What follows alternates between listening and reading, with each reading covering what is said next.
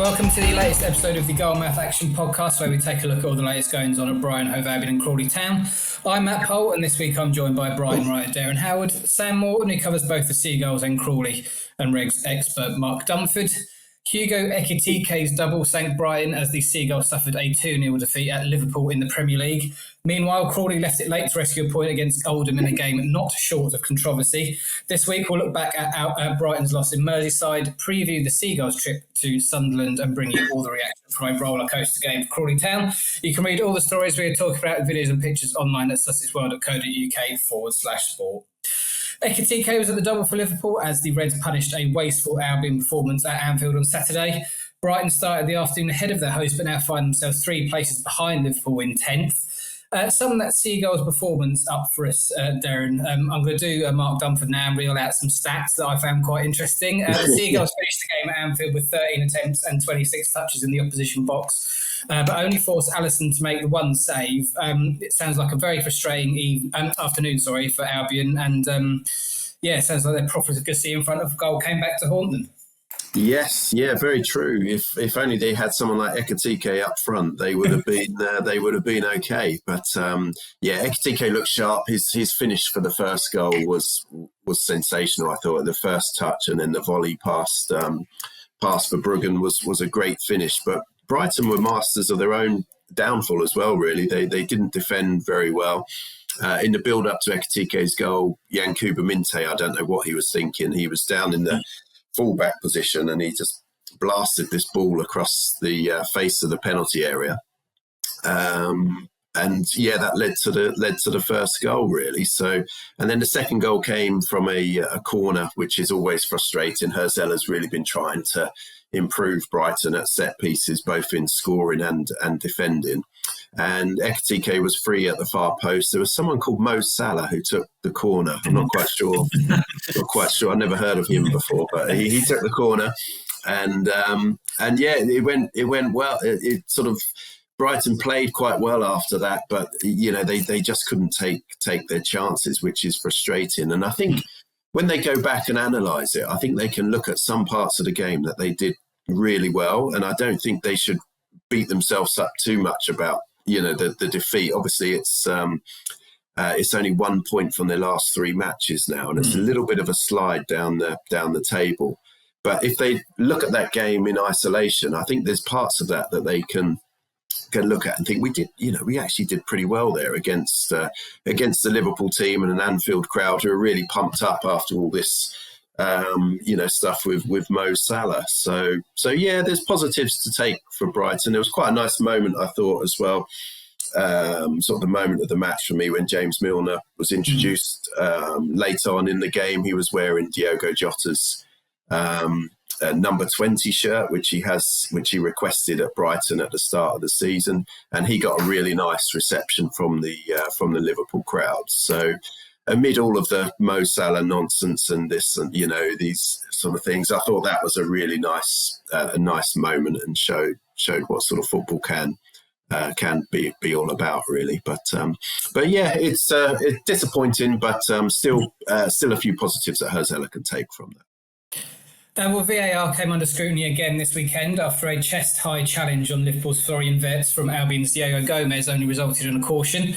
After referee Craig Pawson only showed Gomez a yellow card, VAR Darren England reviewed the challenge and ruled that it was not made with excessive force and was not serious foul play, so did not upgrade it to a red card.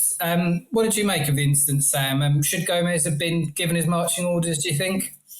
Yeah, absolutely. I can't believe he wasn't, really. It was, studs up, into the chest, ball was completely gone. There was no chance of winning the ball. It's quite baffling, really, that wasn't seen as a red card, especially as the referee has such a good view of it as well. Given the height of the challenge alone, you thought the referee would have seen fit to call that, and then even when it wasn't then seen, how VAR then didn't look at that and think that was worthy of a second check is.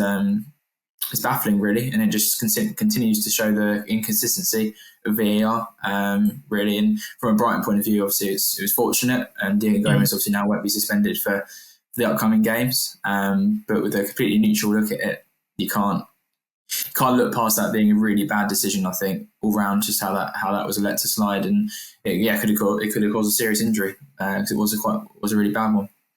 Yeah, it was indeed. Post-match, Jack Hinchwood said the Seagulls must make sure they start bright when they host Sunderland this weekend after conceding an opener to Liverpool within the first minute. Ekitike scored the first of his double after just 46 seconds in Albion's defeat at Anfield before heading home from a corner after the break. Pushed on what was behind the slow start, Hinchwood said it could have been a belief or confidence thing. What do you make of Hinchwood's comments, Darren? And to Albion look like a side short on belief and confidence at the moment? You did say that's 1 point in 3, but up until then, it seemed like it was going all right. Yeah, it's very honest quotes from Hinchwood. He's always very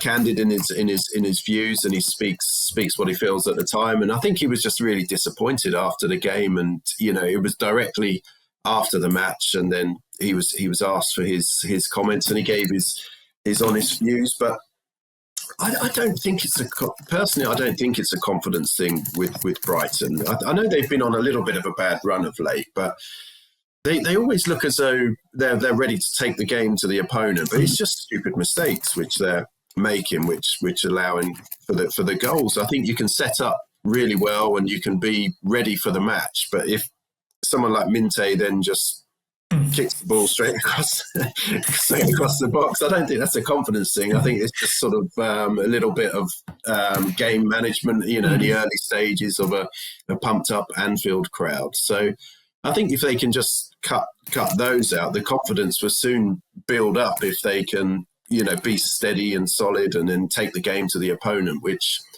they're going to have to do against Sunderland. So yeah, I like Hinchwood. I like the when he interviews, he's always really good afterwards, and I think he's right. They are going to need to start fast against the Sunderland team, who will be brimming with confidence after their win against Newcastle. Yes, absolutely. We'll discuss that in a little bit. But going back to the game at Anfield, Sam, what did you make of Fabian Hertzela's substitutions? Strikers Danny Welbeck and Kostoulis were thrown on with 8 minutes to go with Brighton already 2-0 down. Seems a bit strange that the pair of them didn't get on before Liverpool doubled their lead after the hour. What did you make of him? Yeah, you could see it as being a little bit strange, really, because obviously at 1-0 Brighton was still very much in the game, and we discussed obviously pre-match to how fragile Liverpool have been. And how obviously against Leeds they were completely in control and they managed to throw it away and obviously just get the 1 point on the day. And Brighton surely would have been looking at that and thinking this is the team that we can get at, regardless of being at Anfield, regardless of the quality Liverpool haven't been themselves. So, and yeah, once again Liverpool weren't exactly blowing Brighton away, and there was a spell kind of either side of half time where Brighton had decent control without kind of a real punch in front of goal. And that's the moment you kind of normally expect Hertz to maybe blink first and bring on a couple of changes. And obviously Danny Welbeck's form has been brilliant this season. He could have nicked a goal, or obviously Kostoulis as well, potentially. So bringing him on with just 8 minutes to go.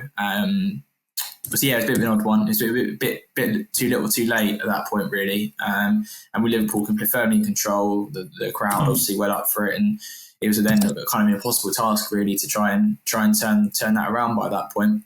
So yeah, a bit of a strange one, but you kind of wonder if Hertz didn't want to impact the structure too much. Maybe didn't think Welbeck was the right person to be kind of chasing shadows of people dominating the ball and that kind of thing. So maybe he was going for something a bit different and hoping that it would eventually click and then nick a goal with what they had. So it's easy to obviously look at it in hindsight, and maybe Hertz had different plans for how he thought the game would go, and it obviously didn't go to plan. Yes. No, it didn't. Well, this Saturday, as Brighton, as Darren said, sees Brighton host a Sunderland side who will have confidence flowing through their veins after last weekend's derby win over bitter rivals Newcastle United. The Black Cats sit 8th in the Premier League, 2 places and 3 points above the Seagulls. How do you see this one going, Darren? Sunderland have certainly impressed, haven't they, since their promotion from the Championship? How are Brighton stacked as well going into this one? Is it looking a little bit more rosy? Some and some, to be honest. And yeah, as you say, Sunderland have been, really impressive since they've been promoted, especially at home, where they're a real match for anyone. I remember seeing their game against Arsenal, and it's probably one of the toughest games Arsenal have had this season. They drew 2-2. So at home they're really good. But I think Brighton, if they can start well and cut out the stupid mistakes, I think they should have enough to get a positive result against them at home. I'm interested to see the main sort of team news is Kara Matoma. He was fit enough for the bench against Liverpool, and it would be great if he's available again to start. He's missed quite a bit of action this season with an ankle injury. So if he's fit and firing and ready to go, I think he adds another dimension to Brighton's attack as well. And he's got a lot of Premier League experience these days as well. And I think Brighton have missed that. They'll be without, obviously, Lewis Dunk. He picked up his 5th booking of the season against Liverpool. So I expect probably Boscagli to come in for Lewis Dunk, although Diego Coppola is pushed. I did a piece on the Sussex World website yesterday about the potential candidates to replace Dunk, and I think it's probably between Boscagli or Coppola, although Joel Veltman can also play a centre-back as well. But I think Boscagli is probably just a little bit ahead. Gomez is suspended. Carlos Baliba's at AFCON, which probably is a break for a break for Herzella, a break for the fans as well. It probably do Baliba some good to have some time away. Probably Hinchelwood and Yassine Ayari, if he's fit, will probably be the central midfield duo. And I'm interested about Tommy Watson as well. He's been out of the matchday squads for the last few weeks. Obviously, former Sunderland player, scored a goal in a playoff final that got Sunderland, scored the winner in a playoff final that got Sunderland promoted. So it'd be great to see him involved in a matchday squad for Brighton. What I'd quite like to see as well is a start for Kostoulas as well. I think Welbeck's maybe struggling with a bit of an injury. He wasn't quite fit enough to start at Liverpool. And I just think just throw in Kostoulas. I think it's time. He's looking quite sharp from the bench. And I think at home against Sunderland, just where they need just a little bit of freshening up and a little bit of life, I think he could be a spark, which could, be really beneficial for Brighton. So I'd like to see him start against Sunderland. Before we move on to Crawley Town, Darren, I was going to ask you whether there's a hope that, from a Brighton point of view, it's all a bit after the Lord Mayor's show for Sunderland, exerting themselves as the way they did against Newcastle. They might not have the same fight and energy that they did against their bitter rivals. What do you reckon? It could be. It could have taken a lot of out of them physically and emotionally. It was. I was reading some quotes from the goalkeeper. I forget Sunderland's goalkeeper's name now. And Roofs, yes, that's that? right. Yeah, Dutch goalkeeper. And he was literally saying the whole month before that match, he was being stopped in the street and said, whatever happens this season, you have to beat Newcastle. You have to beat Newcastle at home. And that's, that's quite a big, so a lot of energy would have gone into that match. And it could be similar to when Brighton, they beat Nottingham Forest and invested so much energy emotionally and physically into that match. And they had to play Aston Villa soon afterwards. And they were just, probably 10% down. And if Sunderland are like that, then that could be a problem for them. So yeah, it'd be an interesting one to keep an eye on. Yes, absolutely. Well, fingers crossed. Best of luck to Brighton this weekend. Moving on to Crawley Town, and substitute Kabi Shamanga rescued a point for the Reds with a late equaliser in a League 2 draw against Oldham. Earlier, Ryan Loft gave Crawley a first-half lead, 4 goals from Michael Mellon, and substitute Jack Stevens put Oldham in charge. The draw leaves the Reds 21st in the table, still just 1 point clear of the relegation zone. You took this game in, Mark. Quite a big talking point in this game, which we'll come on to a little bit later on. Yeah. But outside of that, sum that Reds performance up for us. I think I said to you, when Oldham scored that second, I thought that's Crawley done. But they fought back, and more importantly, they proved me wrong. They did indeed. That's what they tend to try and do every week. If they can prove you wrong, they're doing something right. It was it was the most entertaining game I've seen at the Broadfield Stadium this season. And Crawley were brilliant first half. Should have been 2 or 3 up. Really good goal. Ryan Loft with another header. No, it wasn't a header at all. It was a cross, and he half volleyed home. Really good finish. And but Reece Brown, he had a chance just before the break The keeper was in no man's land, and Reece Brown got the ball on the edge of the box, and he could have just side-footed it around him, but he sort of went for a chip. I don't know if it bounced awkwardly for him, but he went for a chip, and it just hit the crossbar and bounced out. And that was the shot. If they'd gone 2-0 up then, I think that would have been game over. But start of the second half, Crawley were dreadful. And Oldham did change it slightly. They made a substitution, and they had a slightly different shape, and they really put Crawley under pressure. And they scored 2 really quick goals. And by sort of like 15 minutes after the break, they were 2-1 down Crawley. And you just thought, here we go. And I must admit, I did think Crawley, they rarely fight back in these sort of situations. But they did. They fought really hard. And they got the goal. Kabi Shamanga came on as a sub, now top scorer this season with 5 goals, 4 of those coming as a substitute. So he's turning into a real super sub. Really good ball from Dion Pereira, who was another sub, to set him up. Really good finish. And I know we're going to come on to that point, but Crawley fans thought they had a chance to win it at the end, but that was cruelly denied. Well, it wasn't cruelly denied. It was weirdly denied by the referee. So, but there was a big penalty shout when Harry Forster was bundled over, but Oldham had a penalty themselves when Harry Forster looked like he might have fouled someone in their own box. But in the end, it was a fair result. I mean, if you look at the match stats, Crawley dominated the first half, Oldham dominated the second half. I think they ended up with 19 shots each at the end of the game. So it was a really entertaining game. But and it was probably a fair result at the end. Yeah, as you alluded to, the match ended controversially with Crawley being awarded a penalty deep into added time, seemingly for a handball, only for referee Charles Breakspear to change his mind after consulting an assistant. What do you make of the decision, Mark, first and foremost? I guess even if you do think it was a penalty or not, it sounds like it was a complete farce. What did Scott Lindsay have to say about the incident in his post-match press conference? I'd be fuming if I was him, quite frankly. Yeah, absolutely. It was an absolute debacle. I mean, first of all, I just love Charles Breakspear. What a great name. Anyway, but it was the ball. It was from a corner. The ball was bouncing up, and it did hit an arm. And initially, I think it looked like it was Charlie Barker's arm, and by all accounts, it was Charlie Barker's arm it hit. But the referee literally pointed to the spot instantly, and everybody was like, "Oh, cool, nice one. We got a chance to win the game," because it was right at the end. And but then Oldham players literally surrounded him and were talking to him. And I think Scott Lindsay said afterwards it was 53 seconds they timed it. They surrounded him, which is quite a long time to surround a referee for 53 seconds. And then he sort of walked over to his assistant referee, who had taken up the position where an assistant referee stands when there's a penalty. So assuming he thought it was going to be a penalty. And he literally walked up to him and in about 2 or 3 seconds said something to him and then awarded the free kick the other way for handball. And Scott Lindsay said afterwards, he said he got to the right decision in the end because he didn't think it was a penalty, but he said it was an absolute car crash how he got there. He said, how can you be surrounded by that many players for that long and then change your mind, sort of thing?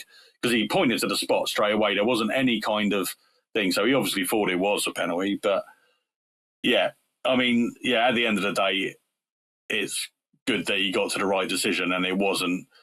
I mean, Crawley would have taken a win and Scott Lindsay wouldn't have complained at all if they had.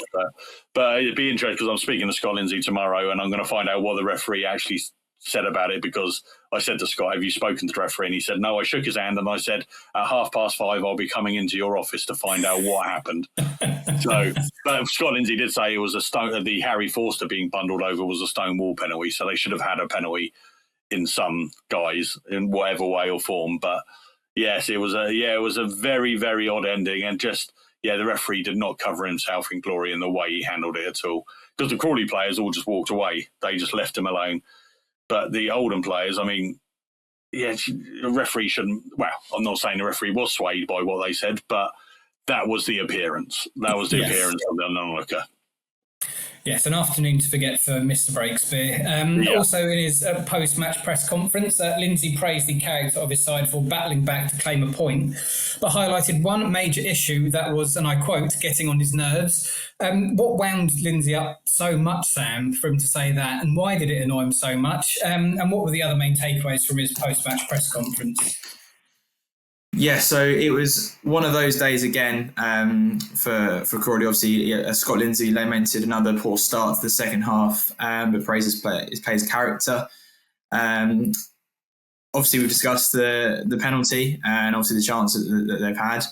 And Lindsay said, I thought in the first half we were good and obviously scored a goal. Coming in at half-time, I was pleased with how we went about our work in the first half. However, I did feel we didn't start the second half very well again. Whether that's a mental thing, who knows? But I didn't change anything. I kind of said carry on in many ways, but we didn't. We went a little bit back in our shell. I had a list of things I wanted to speak about half-time. And second on my list was to play forward. We didn't play forward enough for me. I felt we were negative with our play, which invited pressure. It wasn't as bad as the second half as Bromley, but it felt similar. It felt like it could go in a similar way. But you felt the lads show character to come back into it and potentially could have got something at the end. So it was, a difficult one. And he highlighted, as you say, what got on his nerves with the start of the second half. He said they shot themselves in the foot at times and playing backwards too many times. I think we could play forwards more. And every time we did play forwards, I felt that we created and caused their backline problems. That's why I wanted to do it more. It was kind of getting on my nerves a little bit, the fact that we kept doing it, kept going back to Harvey, and all Harvey was doing was shelling in. So why didn't we just pass forward in the first place? It doesn't make sense to me. So some more honest comments from Scott. Not happy by any at the moment, and seemingly obviously not able to get his demands across the players as he'd like to at the moment. No, absolutely. We are also just 2 weeks away from the winter transfer window opening, and Lindsay confirmed recruitment was at the forefront of his mind at present, but the Reds boss revealed he was looking for one particular characteristic when it came to potential signings. What is Lindsay looking for in a player, Sam, and what else did he have to say about Crawley's January transfer plans? Can Reds fans expect to see a wave of new signings, or is he just looking at maybe adding one or two to complement and boost his squad? Yeah, we discussed this a bit last week, didn't we? And I was saying that the January transfer window is probably Crawley's best hope of improving things at the moment, because the quality of the squad isn't quite up to the scratch that it needs to be. And I've been asked about it. Scott reinforced that the player's character is the most important thing. Obviously, the window opens on January the 1st, and it seems inevitable that Reds will be active, given the injury woes and obviously the form and everything like that. And he said, as soon as I've come out of this room, I've actually got a recruitment meeting with the staff and Erdem Konya, the director of football. We're going to go through targets that we're looking at and we're going to improve. We have to. I think that's clear to see that we have to. Hopefully we can get one or two in. I think one or two will definitely strengthen us. If it ends up being more than that, then okay, no problem. But we do need to get a little bit of help to the boys that are out there at the moment. I think that's clear to see. So, I think that's what we kind of expected to hear, really, and what we were obviously calling for in recent podcasts is some action in the January transfer window, because it's, as Scott says, it's clear that there needs some more bodies in there, some more quality to get themselves out of tight situations. And you never know, if you can get a couple of players in, they might be able to turn these draws into wins. Yeah, so Mark, is it a case of a couple of players that they need to bring in, or is it maybe a bigger job than that? I mean, what we said in last week's pod is the worry is they bring players in and it doesn't add to the quality of the squad. It's difficult, isn't it, in January as well to bring players in? What do you make of it all? Yeah, I think because initially when I've spoken to Scott a couple of times about it, and he said initially saw maybe 3 or 4 players. But if they do that, 3 or 4 players will have to leave, because I think they're pretty much maxed out on their squad. But I think we will see a couple of players go in the January transfer as well. But I think he's probably saying 1 or 2 just to manage expectations with the fans, probably. But also, you would rather have 1 or 2 quality players come in than 3 or 4 squad players. So the difficulty they've got is scoring goals has been quite a big issue, and you're not going to get a striker that's going to get you 15 goals for the second half of the season in the January transfer window, unless I suppose the loan market might be the only way. Like if you get Kamari Doyle, or I remember Carlin Hearn Grant coming in years ago and doing really well in the second half of the season. So that's what they need to get. But I think, if they can get maybe 2 or 3 just really good players that will start and bring real quality, I think that's what they need. Yes, and they'd have a Hearn Grant back in a heartbeat, I'm guessing. They would, absolutely. Yeah, very much so. But back to the here and now, Crawley faced a stiff test this Saturday when they travelled to third place Swindon Town. The Robins have been flying so far this season, sitting just 2 points shy of leaders Walsall. How do you see this one going, Mark?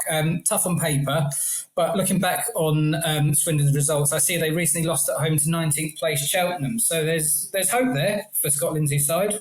There is. I mean, yeah, when your results are not going your way, the last thing you want is be going to Swindon, I think, at the moment, because they score so many goals and, they're such a threat. And I think they're third in the league at the moment. But Crawley, they always seem to step up, and there is that Swindon, Scott Lindsay element. Scott Lindsay will go there with a bit between his teeth and really install into the team how much they need to win this one, going into the 2 home games they've got after Christmas against Colchester and Bromley. But I mean, you just look at who Aaron Drinan, is it? Drinan. He's got 11 goals, top scorer in the league. Joe Snowden and Finley Munro got 5 assists each. So they're a real attacking threat. And I think they're the third top scorers in the league. And Crawley have got the third worst defence in the league. So all the signs are pointing towards a Swindon win. But Crawley are fighting. They're fighting hard. They've put in some really good performances recently. The draw away at Gillingham, they were really, really good. But then you look at the second half against Oldham and sort of the whole game against Bromley. They weren't very good, so they just need to really step up and try and get something from this game. They'll look back. Swindon away in the promotion-winning season, they lost 6-0 at Swindon, so they certainly won't want a repeat of that, and I don't think there will be a repeat of that. But if they can get a point, or even a win, they'll set them up really well for this really tough Christmas period they've got. Yes, absolutely. Best of luck to Crawley this weekend. And as ever, we come to score predictions to round out the podcast, starting with Brighton v Sunderland in the Premier League on Saturday. Darren, how do you see this one going? Yeah, I'm going to go with a Brighton win for this one. I'm going to go 2-0 to Brighton. It won't be easy, but I think the way Herzella sometimes bounces back when they've been on a little bit of a sticky patch, they tend to rebound quite well. So I'm going to go 2-0 to Brighton. Sam Morton, what do you reckon? Yeah, it's quite a big game actually when you look at the table. Sunderland obviously in 8th place, 3 points above Brighton, who are in 10th. I'm going to go for a Brighton win as well, but I think it's going to be quite close. So I'm going to say 2-1. And Mark, what do you think is going to happen at the Amex? I think it's going to be a 1-1 draw. I think Sunderland have been the team of the Premier League this season so far, so I think they will get something. It's not going to be easy, but I suppose there is that element, like you say, after the Lord Mayor's show, they put so much into that game. But I'm going to go for a 1-1. And finally, Swindon v Crawley Town in League 2. Difficult one, Mark. What do you reckon? I think there will be goals. It's not easy. I'm going to go, as I always try to do, go with my heart. I'm going to go for a 2-2 draw in this one. Kabi Shamanga scoring an equaliser again. What does your head say? Dare I ask? I'm seeing Scott Lindsay tomorrow. I don't want him to see this before that. So 6-0 win Crawley is what you mean? Yeah, exactly, yeah. Exactly, yes. Sam Morton, what do you reckon is going to happen at Swindon? I can't look past the Swindon win here, unfortunately. If they win, they could go top. So that will be the motive for them. They won't be taking any prisoners, I don't think, and Crawley could have a tough day. I don't think they'll get blown away. I think they'll be in the game, but they're going to be narrow losers. I'm going to go with another 2-1. And finally, Darren, what do you reckon is going to happen? Yeah, I think there'll be goals as well, but unfortunately all against Crawley, I think. So I'm going to go for a 3-0 Swindon, I think. Yeah. Well, you're coming to the me tomorrow, Darren. Yeah. Sorry, Scott. Yeah, sorry, Scott. Excellent stuff. Well, thank you very much for your contributions this week's chat. As ever, don't forget you can catch up with all the latest sports news covering everything we've talked about today at sussexworld.co.uk/sport. Thank you very much for listening and or watching, and we will see you all next week.